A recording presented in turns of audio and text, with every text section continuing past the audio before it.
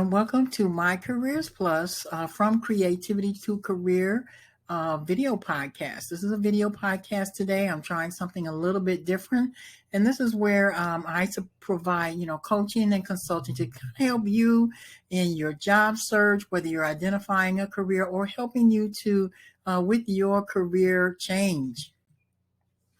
Now, like I mentioned, my name is Diane Woods. I have about 25 plus years of teaching and training experience, and I do provide consulting and coaching services in the job arena, and I help those identify or change careers if that's something that you're dealing with. I also have worked with nonprofits in the community services to assist those that really need help in the job skills area. So let's get started today. How to identify your employment barriers. That's the topic that we're doing today. And we're going to be creating a roadmap that's going to help you take action and adjust your strategies that will identify what's holding you back in the job market. There are things that we do that have happened to us that may hold us back. So this is how we are going to identify this. Now, what you're going to need is to create what I call a roadmap. You're just going to need a notebook, pen and paper, and some time.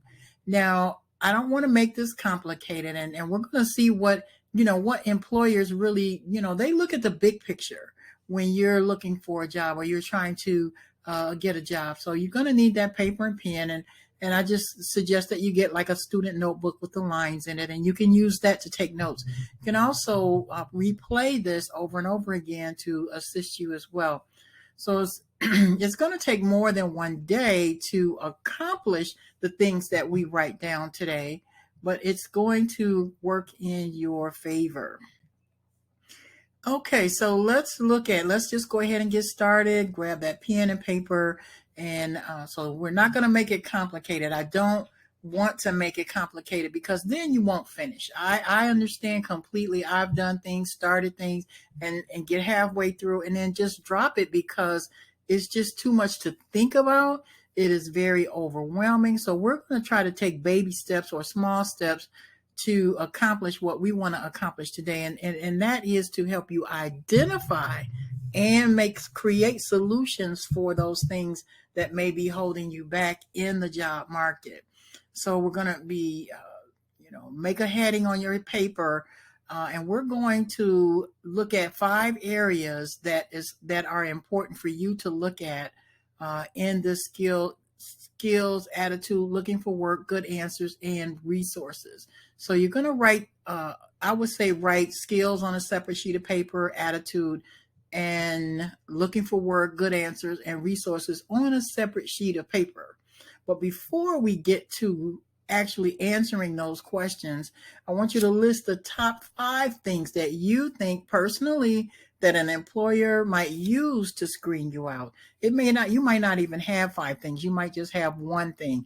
But I want you to think about the things that you feel that might keep you or hinder you from getting the job. So I want you to take a few minutes to think about that and write down the first things that you think about. Don't just write down what someone else told you. This is a personal journey, and the things that we do are personal when it comes to this job search. So you don't have to have another person to help you identify things. But the next thing I want you to do is identify how you learn. How do you learn? I believe that we all learn differently. We understand that. We've heard that before. But what does it mean how do I learn?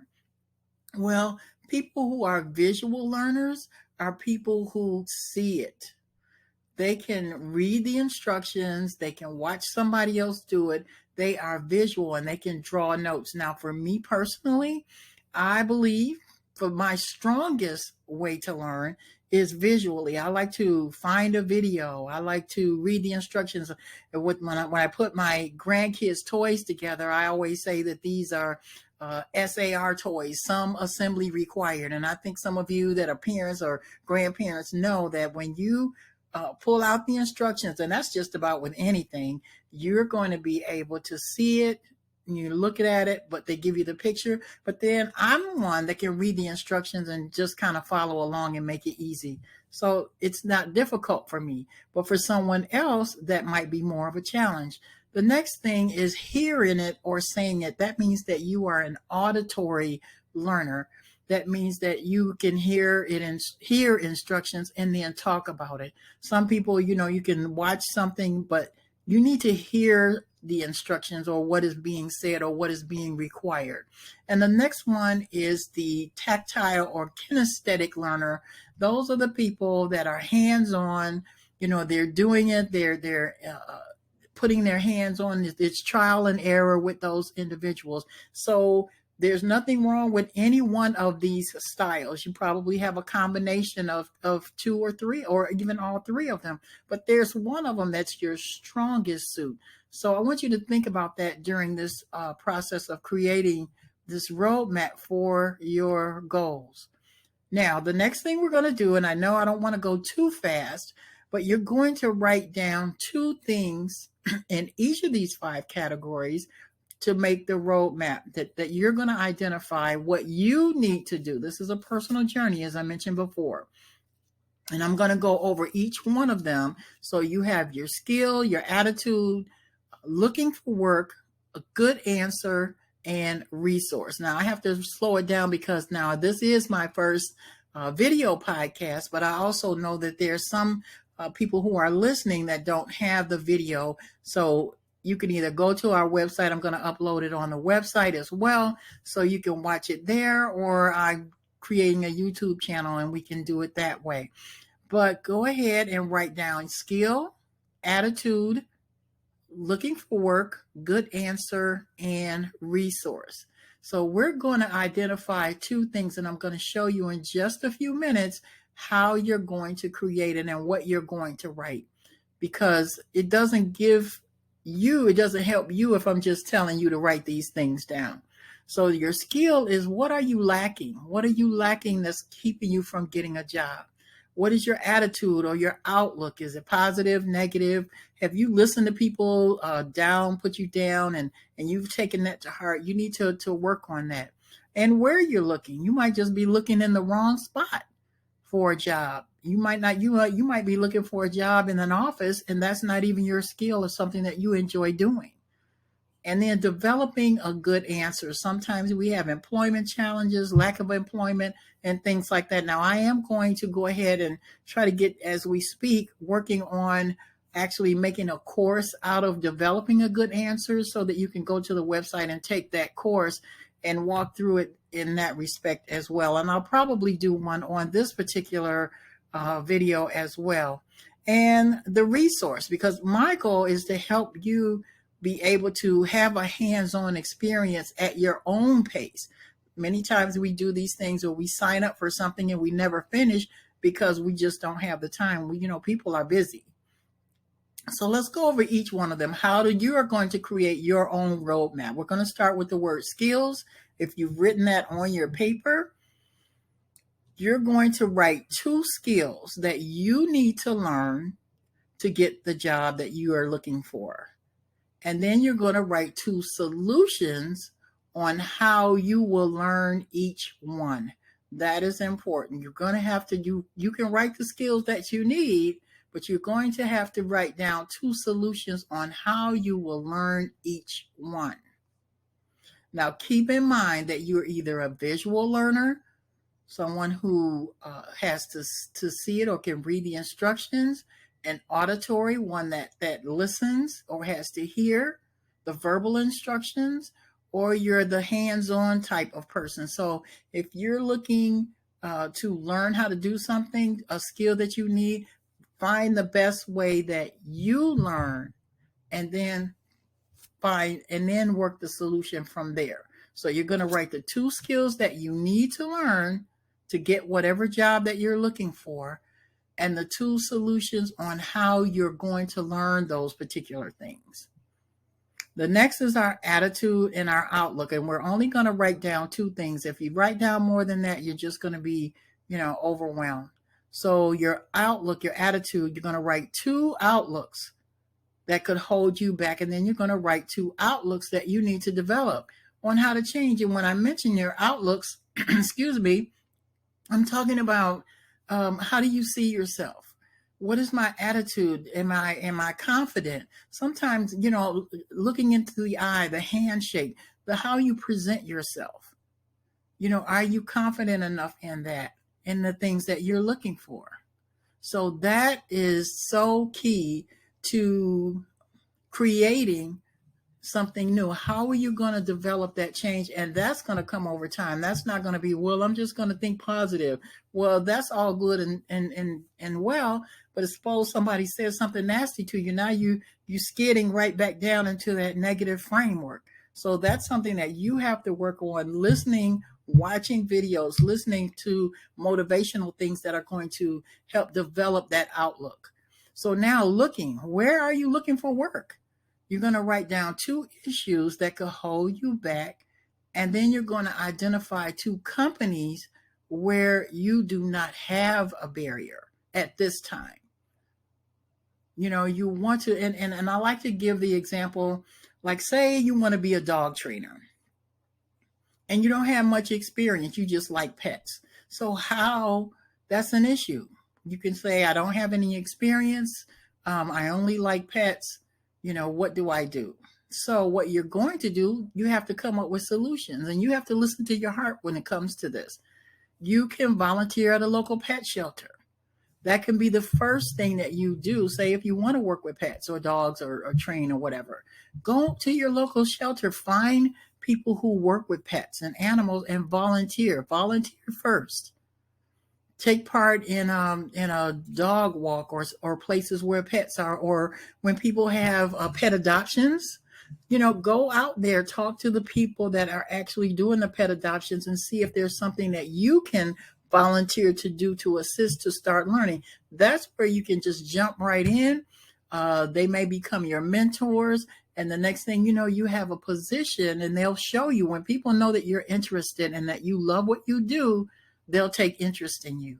So I'm not saying go out and do pets if you don't like pets. I'm just using that as an example. And it's not going to cost you anything but time. There are lots of things that people do, rescues, things like that. There's so much out here. There is something, I always say, there's something for everybody. And developing that good answer is the next thing. You're going to write 2 things that you need to explain to reduce an employer's concern.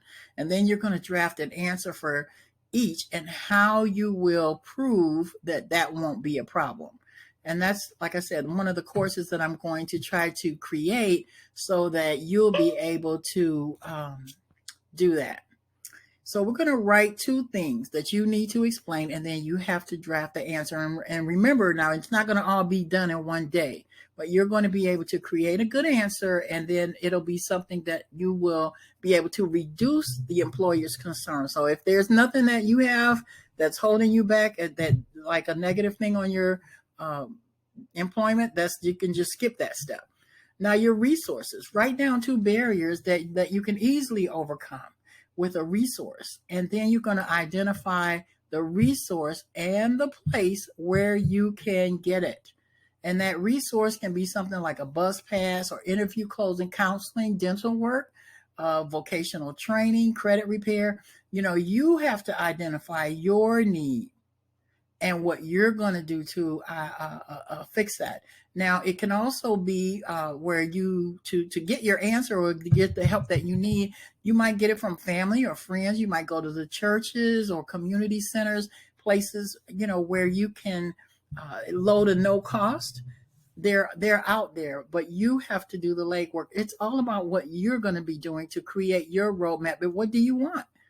Do we want to just sit at home and let someone come to us, or are we going out into the marketplace to do what we desire to do? And it's out there and it's available for you.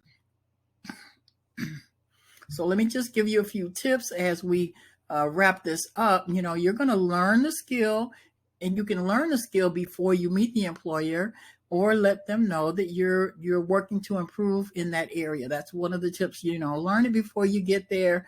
Or if you have a challenge, let them know you're working on it. Say if you're already on a job and you're struggling, let them know that you're working on improving in that area. You want to keep a powerful and a positive attitude and outlook. Listen and watch motivational videos. Just don't spend your time looking on some of the social media sites and looking and seeing what everybody else is doing.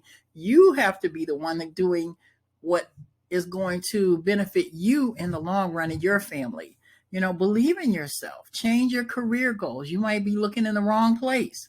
What I like to do is tell people, write down the 3 favorite things that you do that you love to do. Your favorite things. I don't care what it is. It could be cooking. It could be sleeping, anything. And you can write those 3 things down and look and see, check what you're doing. Are you actually working in one of those areas? I like to teach. Am I teaching? I like to, bake. Am I baking? So you can look for work in those arenas of your favorite things to do. So write down those things and take a look. And if you're not working in there, see what you can do to shift over into that arena. There's something out there for everyone. Next thing, develop a good answer if you need to. Identify clearly what you need before you take action. While you're writing this roadmap, you're going to have to be very, very clear with what you need. That's why I'm only asking you to write down 2 things and give yourself a deadline. Give yourself a deadline as to when you are going to act on what you wrote down. If you need to contact an agency, I'm going to contact this agency tomorrow and see what they tell me, because that agency can lead you to another agency or another agency, someplace that can help you. Now you want to write down 2 things that you need in each area. And any more than that, it's going to be overwhelming. So this is something, like I said, that I really want you to focus on, pay attention to. And it's your roadmap. It's your journey. It's personal. All of us have personal journeys. We actually are all in different stages of our life, depending on what age we are, whether we lost a job or laid off from a job or just don't like that job anymore. Our personal situations, our home situations could have changed, and we have to change with it. You just can't sit at home and expect someone to give you something. You have to go out and work at it and obtain it, but make it something that you enjoy doing, so that your hope and your purpose will change, because you were created to benefit someone else. All your gifts and talents are not just for you, they're for someone else.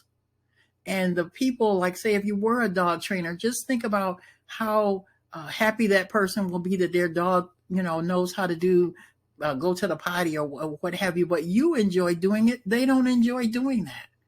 We all have something in particular that God has given us that will benefit someone else, whether it's hair, whether it's, just cleaning. It could be anything, but never discount your gifts. Everybody's gifts are important. Everybody. So let's just continue on so I can wrap this up. Like I said, just review how to create that roadmap through your skills, your outlook, what you're looking for, keeping and writing a good answer, and the resources that you need. So I want to thank you so much for tuning in. This is my first My Careers Plus video podcast. So I might be a little awkward right now, but eventually I'll get the hang of everything. And I just want to thank you for listening. If you want to write me, you can email me at mycareersplus@gmail.com. I do have an address if you'd like to send some questions in, and please do. Diane Woods, number 256-6999 Merrill, Merrill Road in Jacksonville, Florida, 32277. And I just really want to promise to you that, I'll give my very best in each one of these podcasts, as you listen, as you watch the podcast, as you engage in the courses, and allow me the privilege to answer your questions. I think you'll be able to use a focus plan or your focus plan of action to become more successful at your job search and the career change, if that is what you are doing. You can visit my website. There's a link here on the podcast. and subscribe for our course updates and announcements, and share the podcast with others. And again, this is Diane Woods, and I appreciate you listening, and you have a great one.